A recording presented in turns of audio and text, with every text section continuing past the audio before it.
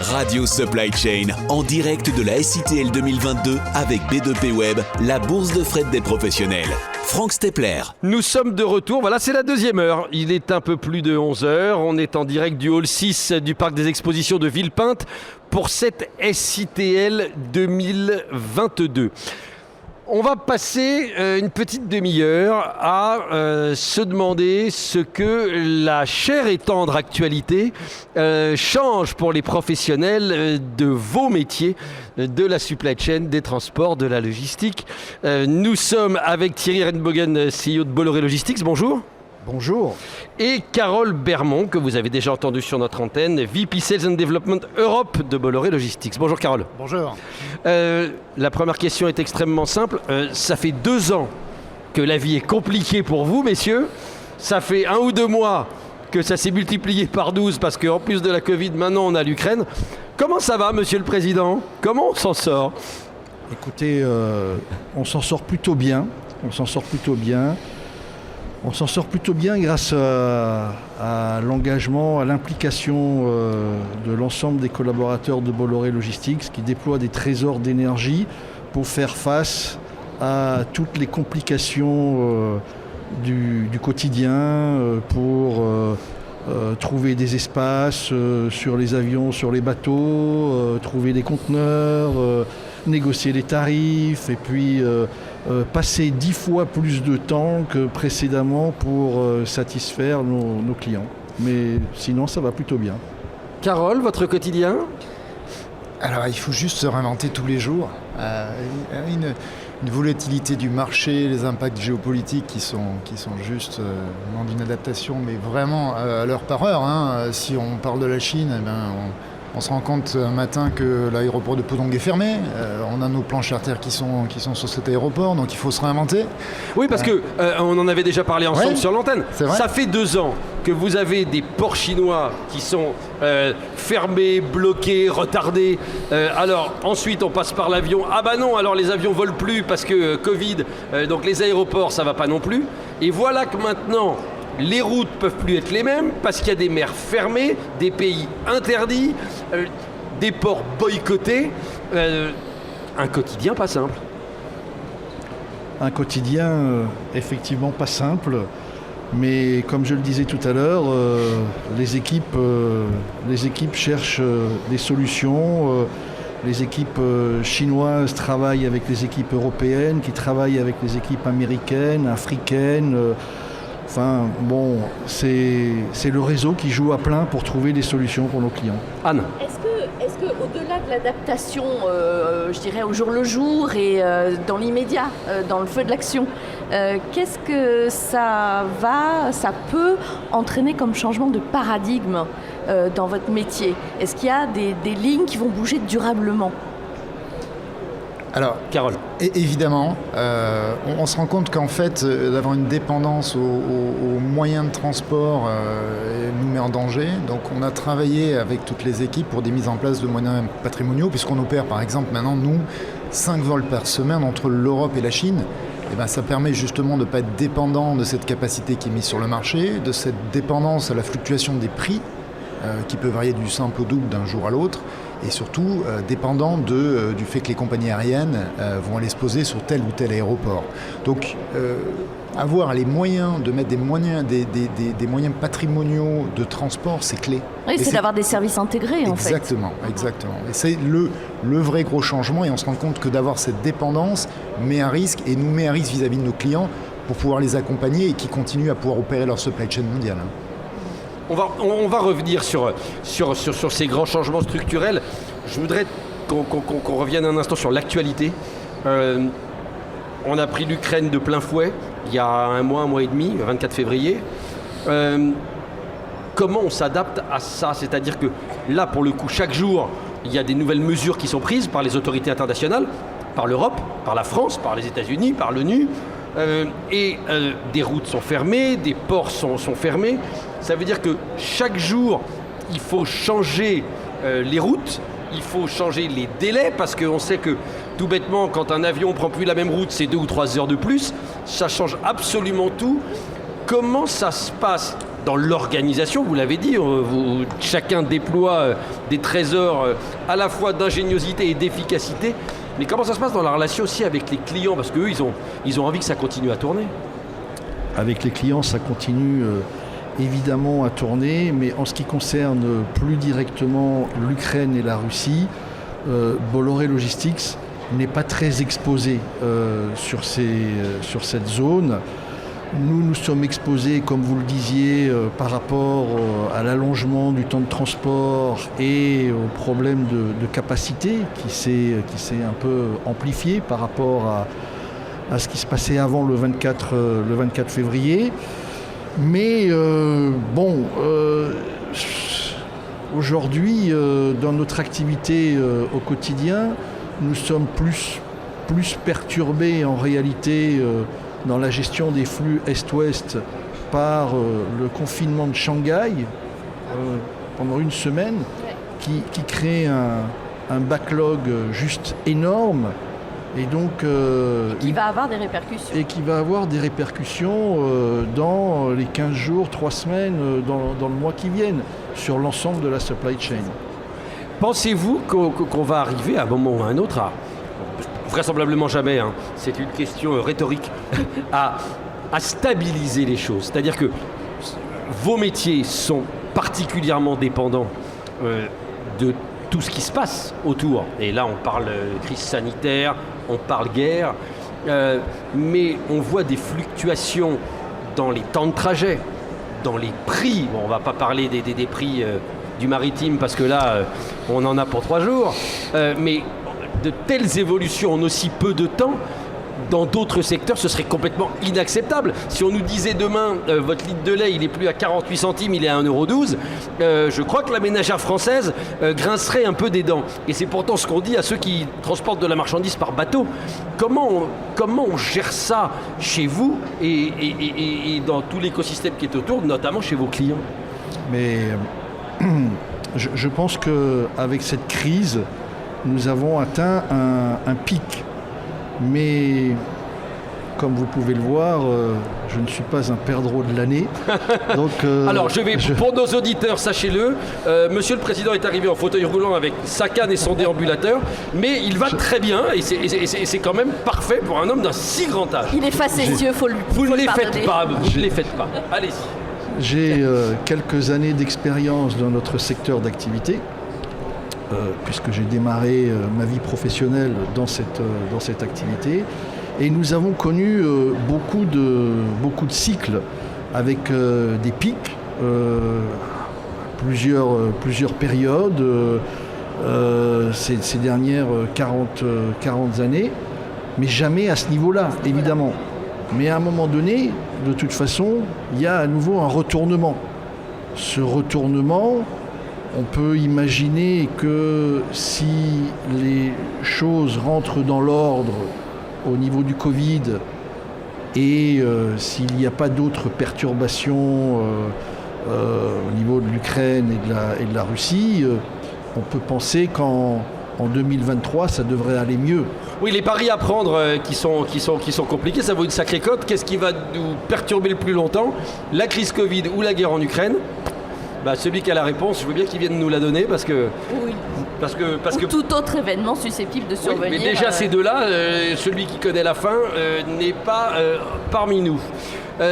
Mais ce que je veux... Pardon, je vous coupe, mais ce que je voulais vous dire, c'est que notre secteur d'activité, la supply chain internationale, a l'habitude de gérer et de s'adapter avec souplesse à ces différentes crises. Mais très pratiquement, Carole, comment fait-on avec des clients fidèles ou moins fidèles quand on doit leur dire le conteneur qui te coûtait X, aujourd'hui pour le même trajet, alors ça va te coûter 2x,8 et puis ce que je te faisais en 3 semaines, je vais te le faire en 3 mois parce que j'ai pas le choix.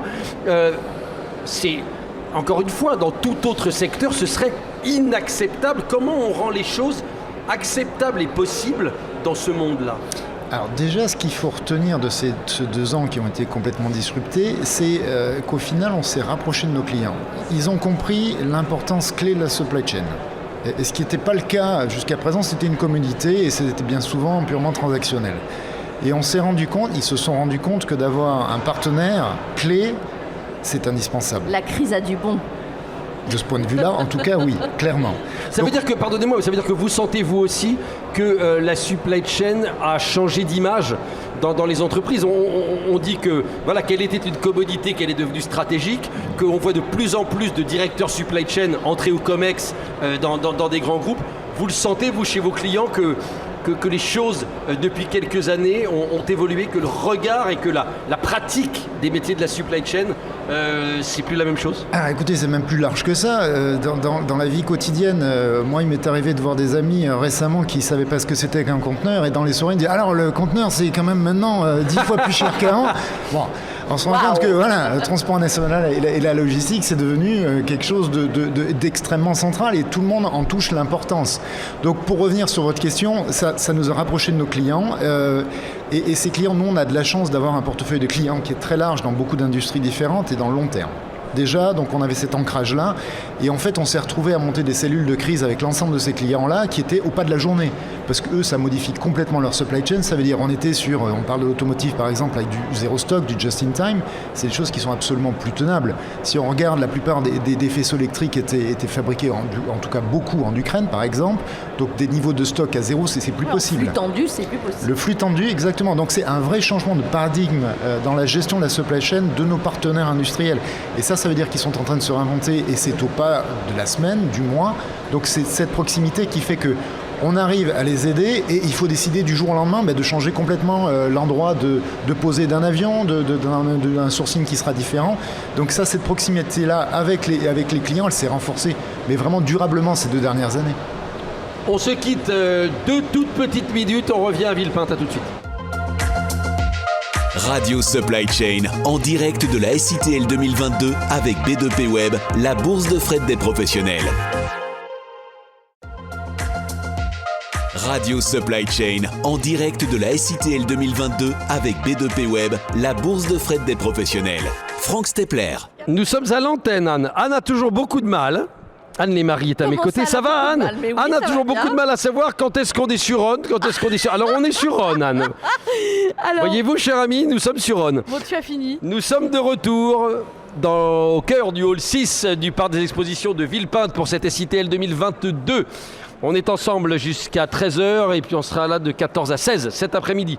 On est avec Carole Bermond, VP Sales and Development d'Europe. De Bolloré Logistics. On remercie Thierry Renbogen qui nous a quittés, qu'on a eu le plaisir d'accueillir pendant un quart d'heure.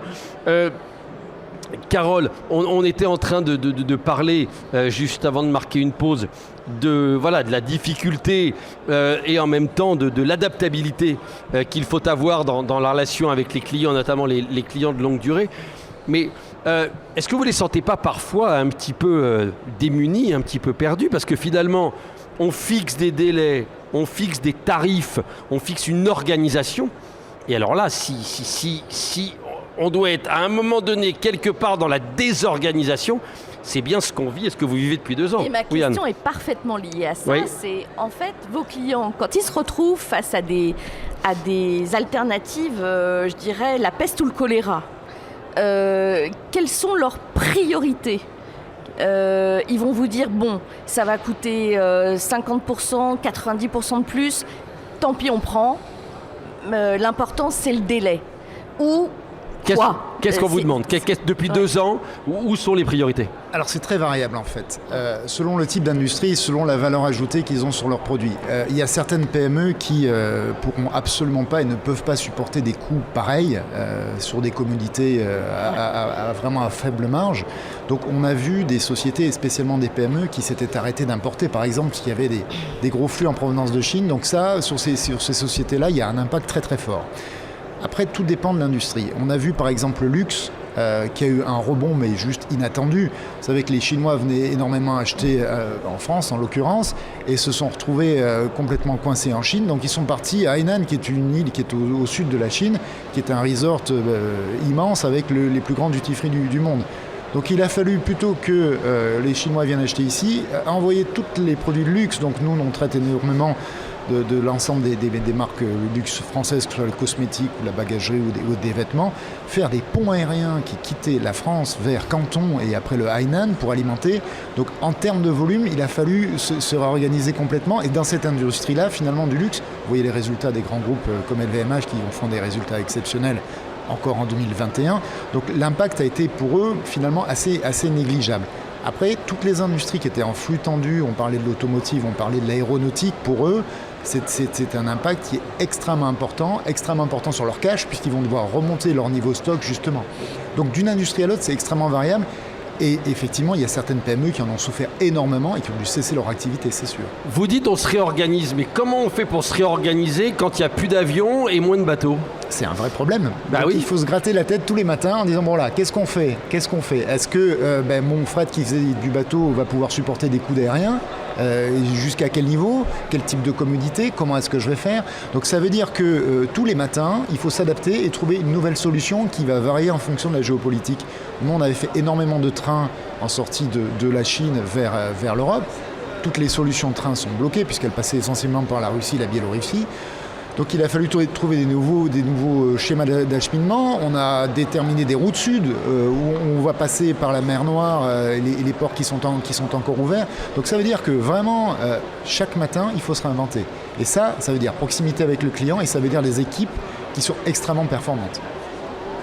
Il faut tout miser sur l'agilité. Exactement. L'agilité, et alors il faut une taille critique parce que ça veut dire que vous avez un réseau mondial qui est capable de s'organiser un peu partout. On parlait de la Chine. Quand vous avez un matin l'aéroport de Pudong à Shanghai, qui est un des plus gros aéroports du monde, qui est fermé, il faut se réorganiser, retrouver un autre aéroport secondaire en Chine pour pouvoir traiter ces flux. Il faut jongler en permanence. Exactement. Donc finalement, vous êtes en train de dire que, parce que j'allais vous dire, l'agilité, on la trouve en général plutôt chez les petits que chez les grands. Et là, vous êtes en train de dire exactement le contraire. Pour arriver à être réactif, il faut être grand comme nous. Et c'est un mix des deux. Il faut réussir à être actif, mais après, il faut un gros pouvoir d'achat. Parce que si vous voulez acheter des avions ou des bateaux, il faut quand même avoir un cash nécessaire pour pouvoir les payer et les mettre sur le marché. Donc, il faut quand même un gros pouvoir, une grosse assise financière et en même temps, cette agilité de l'expertise qui fait qu'on se réinvente tous les matins. Alors justement, acheter des avions, acheter des bateaux, vous n'êtes pas les seuls sur le marché à avoir cette démarche. Est-ce que vous trouvez ce que vous voulez en équipement, en moyens de transport ? Est-ce qu'aujourd'hui, vous avez acheté ce dont vous aviez besoin ou on est encore loin du compte ? Alors, l'avantage, c'est que nous, dès le début de la pandémie, on a pris des options sur des compagnies qui étaient des compagnies partenaires, sur des espaces, sur des engagements long terme. Donc, les contrats charter qu'on a pris sont au minimum sur 1 an. Ça donne de la visibilité, ça nous a permis d'avoir accès à cette capacité-là. Mais les prix des avions, on l'a vu, ont été multipliés par 2, par 3, par 4. Enfin, c'est juste sans limite. Avec l'impact ukrainien, encore plus. Donc, trouver des moyens, c'est extrêmement compliqué. Après, il y a certains types d'avions qui sont juste introuvables. Vous le savez, les Antonov 124 qui étaient opérés par 2 opérateurs historiques, un russe, un ukrainien. Les avions russes, bien évidemment, ne peuvent plus sortir du territoire russe et l'intégralité des Antonov 124 ukrainiens sont utilisés par l'OTAN pour acheminer l'aide humanitaire dans tous les pays frontaliers. Donc il y avait énormément d'industries comme par exemple les satellites, les hélicoptères, les tronçons d'avions qui ne pouvaient se transporter qu'en Antonov 124. Pour aller tirer un satellite sur un pas de tir à Kourou en Guyane, ça ne rentre que dans un Antonov 124. Ça veut dire qu'il a fallu mobiliser toute une ressource d'ingénierie pour pouvoir faire du maritime à la place et sortir de cette dépendance-là. Et en parallèle, on est en partenariat avec Airbus pour la promotion de leur Beluga, qui est un avion qui servait à acheminer des tronçons d'Airbus à 320. On a parlé de tout ça sur l'antenne. Et donc voilà, et on travaille avec eux justement pour leur faire toute la manutention au sol. C'est un avion qui est assez complexe à charger puisqu'il a un seuil de chargement qui est très haut, qui vole pas très loin, qui a des ailes assez courtes, donc il faut faire beaucoup de stops, mais c'est une alternative puisqu'ils en ont quand même quelques-uns qui peuvent être mis sur le marché. Donc trouver des moyens avions, bateaux, c'est très compliqué, je vous confirme. Vous parliez train tout à l'heure. On nous dit que d'ici peu, les 3 semaines entre l'Europe et l'Asie pourraient devenir 10 jours, quand on aura résolu un certain nombre de problèmes, notamment d'espacement des rails dans certains pays sur le chemin, et qu'un jour ça ira plus vite. Est-ce que si dans quelques années, on met plus que 10 jours, le rail deviendra vraiment intéressant pour faire Paris-Pékin ? Bien entendu, mais 10 jours, oui, ça serait merveilleux. Ça serait merveilleux parce que c'est quand même un impact environnemental qui est plutôt bas. à temporiser, puisqu'il faut voir qu'il y a quand même pas mal de locaux qui sont encore des locaux gasoil sur le tronçon. Évidemment, mais la route est longue, puisque l'alternative qu'on avait à la route de la soie, c'était le transsibérien qui était en train d'être commercialisé. Évidemment, ça va être en stand-by pendant un moment. Ça serait idéal. Après, un train, c'est 50 conteneurs. Donc c'est quand même une capacité d'emport qui est quand même pas énorme comparé à un 20 000 EVP sur un bateau. Ça veut dire que ça ne peut être une alternative que pour certains types de marchandises, pour certains clients, mais pour les plus gros, ça ne suffira jamais. Ça sera un complément, de toute manière, et certainement un complément qui va prendre la place de l'avion. Dans certains cas, si on arrive à 10 jours de transit time, ce qui serait merveilleux, à mon avis, on n'y est pas encore, ça va substituer à l'avion. Mais la capacité d'emport comparée au maritime, ça fera pour l'instant pas la maille, c'est évident. Est-ce que sur certains trajets plus courts, vous pensez que le rail a un bel avenir? On est en train de conclure sur l'antenne une série sur l'avenir du ferroviaire. Donc puisque je vous ai sous la main, aujourd'hui la part du fret ferroviaire c'est 9%. Il y a un objectif de 18% en 2030. Est-ce que vous pensez qu'on va l'atteindre? Et est-ce que vous pensez qu'on s'en donne les moyens et que les chargeurs sont prêts à y aller si on leur donne des garanties que ça fonctionne correctement, que ça arrive à l'heure, et que c'est fiable, et qu'il y a un rapport qualité-prix, enfin tout ce que souhaite un client? C'est exactement les bonnes questions. C'est un mode de transport alternatif qui est très intéressant, mais hyper contraignant, puisqu'avec des heures de départ qui sont bien plus courtes, bien plus en amont qu'on le fait en camion, une fiabilité pour l'instant qui est plus qu'aléatoire. Donc évidemment, si on arrive à avoir des cut-offs par rapport au départ des trains qui collent plus aux besoins de l'industrie, donc avec des délais qui sont quand même plus courts, des trajets qui sont garantis, des transit time garantis, alors oui, bien sûr, c'est une alternative hyper intéressante, puisqu'on le sait, un impact environnemental, si on parle que de la France, évidemment, ça a toute sa place. C'est la première question que je pose à tous mes invités sur ce sujet, donc là je ne voulais pas poser en un, je vais vous la poser en deux. Vous faites partie des optimistes ou des pessimistes sur ce doublement de la part modale du ferroviaire en France dans moins de 10 ans? C'est une très bonne question. Je suis ni optimiste ni pessimiste. La route est encore très très longue, mais on doit devoir réduire notre empreinte environnementale et on n'a pas le choix. Et il faut le faire. Et c'est un des moyens d'y arriver. Après, les prérequis d'entrée sur ce marché-là et pouvoir avoir un mode de transport qui soit fiable et flexible pour s'adapter à l'industrie est encore très très longue. Est-ce que l'un des leviers, c'est effectivement la multimodalité, en fait, c'est le rail-route, etc., qui se développe quand même beaucoup ces temps derniers et qui a beaucoup d'ambition? Oui, évidemment, ça peut être un très bon levier. Moi, j'y rajouterai la barge, qui est un mode sur lequel on travaille énormément avec toutes les associations portuaires, que ce soit en sortie port du Sud ou port du Nord. C'est un très bon complément. On voit, nous, on opère notre barge depuis maintenant 3 ans entre Le Havre et puis on dessert Paris via Gennevilliers. C'est très intéressant. Après, c'est un mode de transport qui va être un peu plus long, qui n'est pas spécifiquement pour l'instant plus économique que la route, et sur lequel on a du mal à trouver du fret export. Pour l'instant, ça marche plutôt bien pour sortir des conteneurs du Havre, les amener en région parisienne, mais ce n'est pas encore rentré dans le mode de fonctionnement des industriels de le charger à l'export. Donc oui, le multimodal, ça va être la clé, c'est certain. Il faut qu'on le fiabilise, il faut qu'on le rende un peu plus flexible pour que ce soit plus adapté à l'industrie. Oui, et puis on en parlait tout à l'heure avec le quick commerce, en parlant complètement d'autre chose, en disant que les gens voulaient tout de suite aujourd'hui. Et c'est vrai que quand on prend l'exemple, vous parlez du Havre, mais voilà, Rouen-Paris, aujourd'hui en camion, c'est moins de 2 heures. Rouen-Paris par la Seine, c'est 24 heures. Comment expliquer à un client que ça va être 24 heures au lieu de 2? Il faut qu'il y ait des arguments. Est-ce qu'on les a aujourd'hui? Tout va dépendre. Si on parle en B2C, évidemment pas, parce qu'on voit que le consommateur final veut sa marchandise tout de suite. Non, mais ça, sur du B2B, si on va approvisionner des stocks de bord de ville, ça a tout son sens. Il faut l'intégrer dans le schéma logistique global en disant effectivement, je vais dégrader de 24-48 heures ma prestation en termes de transit time. Si après, j'ai mes marchandises qui sont dans des stocks, des entrepôts de proximité de ville, qui finalement me permettront d'être disponibles à la commande rapidement, pourquoi pas? Mais ça veut dire qu'il faut réfléchir sur le schéma d'approvisionnement global et l'intégrer dans le schéma total. Il nous reste 2 minutes, je voudrais qu'on se projette. Voilà, on en parle depuis tout à l'heure. 2 années sacrément compliquées. Une 3e qui semble pas être vraiment mieux.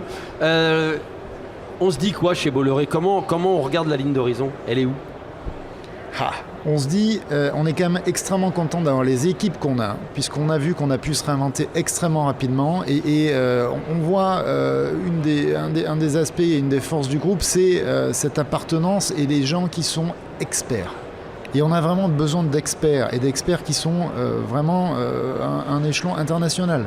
Si on n'avait pas eu des experts du maritime, des experts de l'aérien qui étaient en Chine, capables de redéfinir des plans de transport immédiatement, si on n'avait pas des experts de l'industrie qui étaient en proximité de nos clients pour que justement ils puissent continuer à travailler, si on n'avait pas des experts qui ont pu monter ces ponts aériens qu'on a fait d'approvisionnement pour rentrer très rapidement des masques en France, ça aurait été un problème. Donc nous on est très contents d'avoir des gens qui sont là depuis longtemps, qui s'inscrivent dans la durée et qui ont une vraie valeur ajoutée sur la prestation.